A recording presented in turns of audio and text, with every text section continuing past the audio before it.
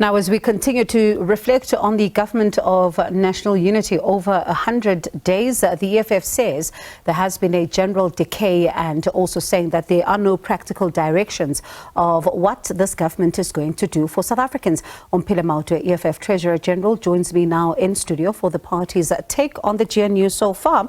Omphile, good evening to you and thank you so much for your time.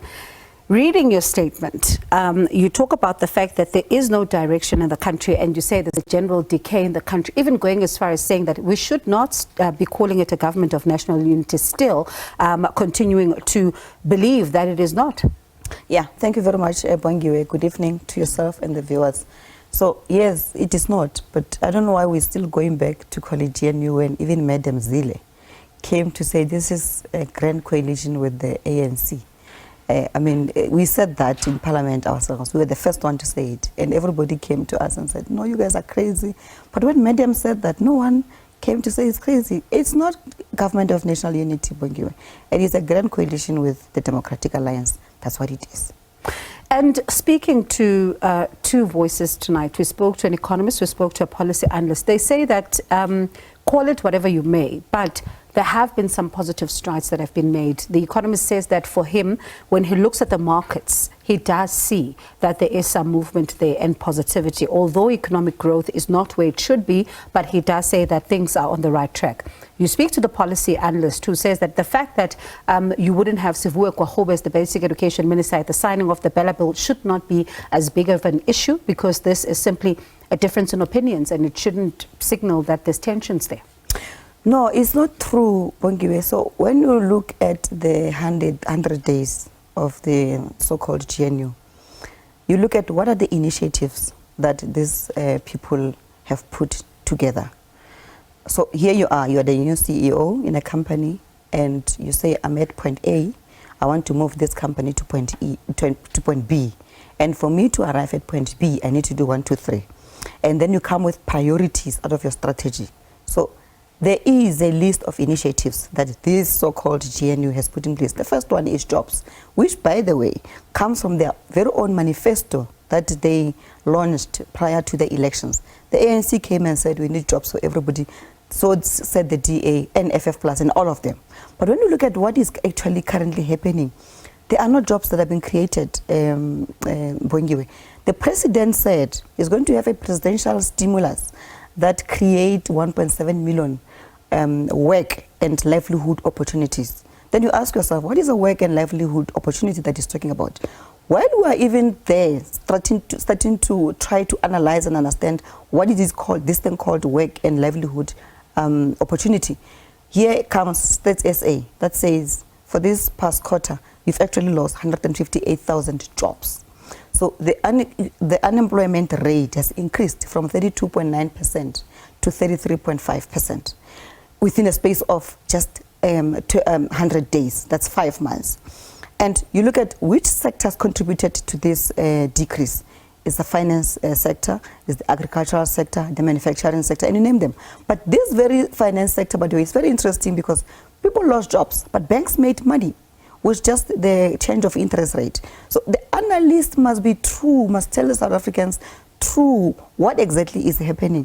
Because we saw even during the negotiations that they will say the rand is dwindling every time there's negotiations with the EFF on this so-called GNU with the ANC. But the minute they say that negotiating with the DA or FF Plus, they will tell you that the markets are gaining confidence. Do you suspect there was something being done there? It's man-made. Now, let's look at their second initiative that they put on the table.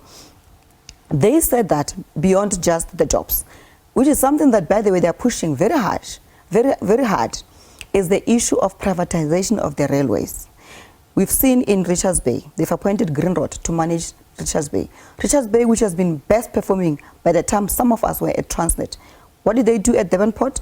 They put an ICTSI company from Philippines that is not even in the top 10 of the best performing ports in the world. Why would you bring somebody who doesn't have skill, experience, expertise and say this person must come and manage your ports? Why didn't they go to China? Out of the top 10 ports in the world, China's got 8. The 9th one is Singapore and the 10th one is Dubai. None of these companies were made to come and share their skills and expertise here in the country.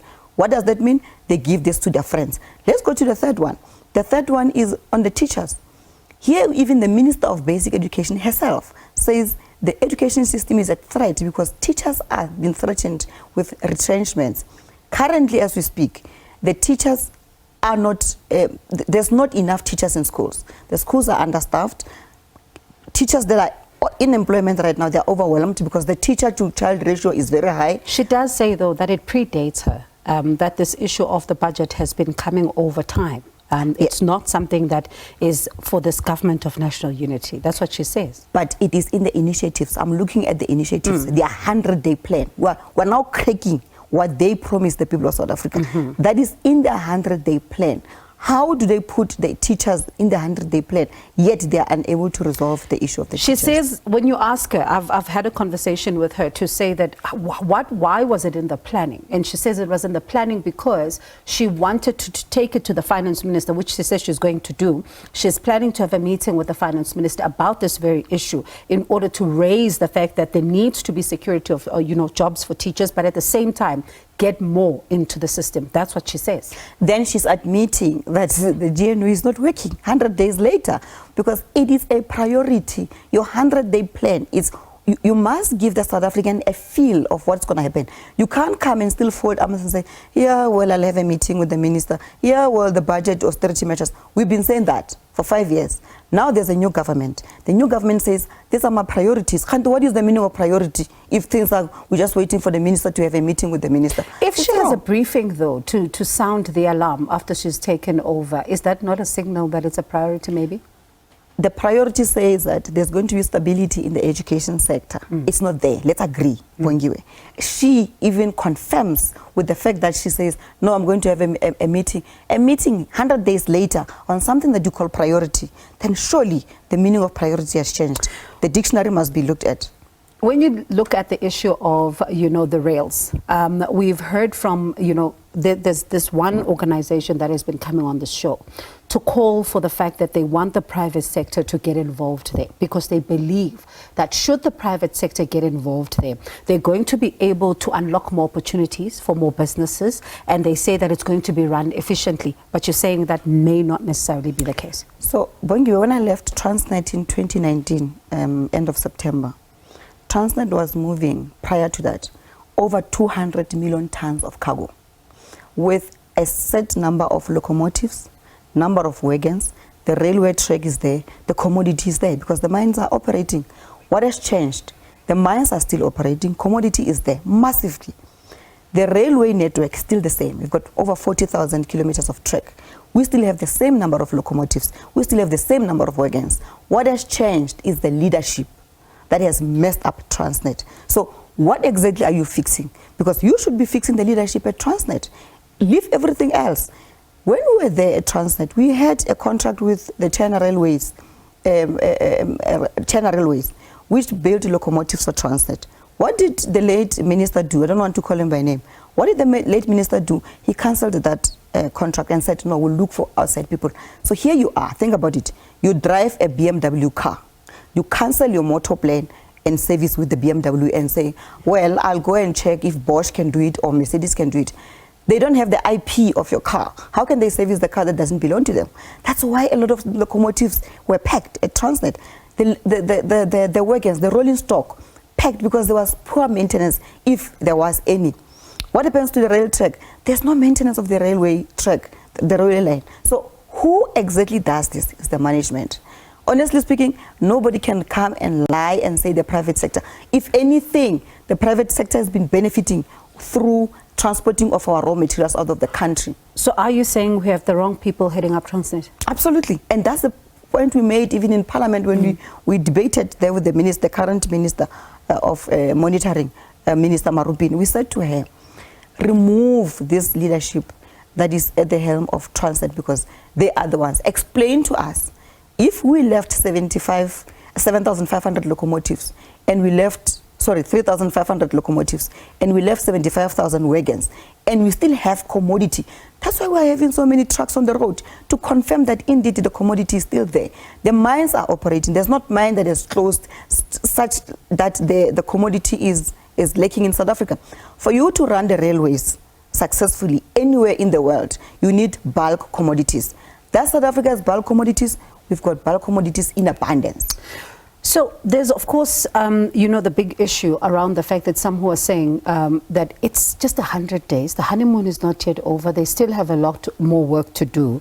For example, we were talking to earlier on saying that the honeymoon phase is not over yet. Davir Roth says the honeymoon phase is not over yet. Give them time, because they need to be able to deal with some of these, things that have been happening over the last couple of years. So you are saying, 100 days is more than enough to fix the legacy problems in the country? Which legacy problems? The problems that we have in the country are created by the ANC. So are we going to sit back and say we are having problems? We're telling you that the people who are a problem are the ANC. They went into this grand coalition with the ANC, knowing very well who the ANC is to them. So they are birds of the same feather. They are all crooks. So they cannot come here and say they're leading with the legacy problem. The reason why the EFF did not go into this nonsensical GNU is because, Bongiwe, it would have been very costly for the EFF to be part of a mess that they created. One. Two, as a country, we have not healed from the injustices of the past, from the massacres of the past. Now you are saying to us, come and work with the very same people. We are not here for ministerial positions. We are here for a long-term project of economic freedom in our lifetime. Even if it means that we should skip the 5 years, conscientizing our people and re-energizing ourselves, we'll do that. We're not in a hurry for anything, because ours is a generational mission. We're not hurry to have caps of minister, because once you become a cabinet minister, you are saying to the people of South Africa, I'm going to set aside my manifesto that I've promised the people, because now you have to go and explain to the people why you're not expropriating land without compensation, yet you are now a cabinet member. So you said to the people, okay, I have to park that. But okay, what does the people of South Africa benefit in between you parking? What makes you who you are? Before I let you go, why was your leader not in the JSE meeting? President and Commander-in-Chief Julius Malema is a member, is a commissioner in the JSE. He's there. But they said to us this evening he wasn't there. And he didn't attend today. He didn't attend today, and he didn't tell the Chief Justice why he didn't attend today's interview. He is a full member. He participates. If you want to know the calendar of the EFF, today we were at the Winnie Madikizela Mandela House.